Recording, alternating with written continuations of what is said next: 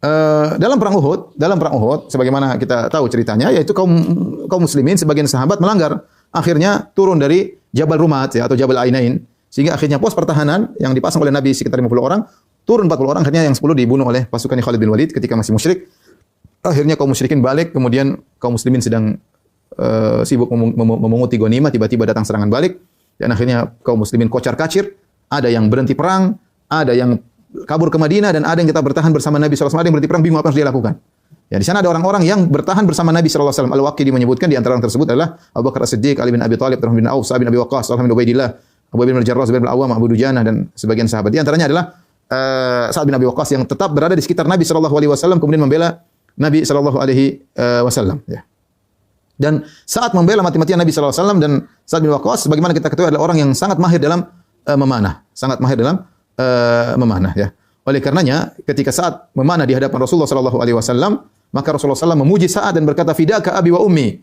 Aku menebusmu wahai Sa'ad dengan ayah dan ibuku. Imam Al-Bukhari dan Muslim meriwayatkan dari Sa'id bin Musayyib dari Sa'ad bin Waqqas, beliau berkata, "Laqad jama'a ali Rasulullah sallallahu alaihi wasallam abawahi yauma Uhud." Sungguh Rasulullah SAW telah mengumpulkan ayah dan ibunya untukku pada hari perang Uhud. Yaitu Nabi berkata, "Fidaka abi wa ummi." Tebusanmu adalah ayah dan ibuku wahai Sa'ad. Artinya Rasulullah memuji Sa'ad bin Abi Waqqas karena luar biasa dalam memanah ya.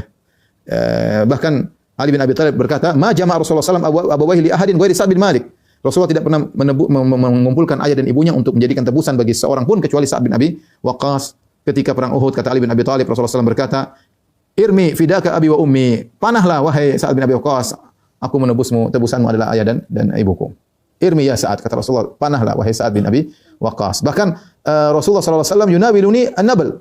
Sa'ad bin Abi Waqqas panah, Rasulullah yang offer, kasihkan dia anak panah. Luar biasa ya.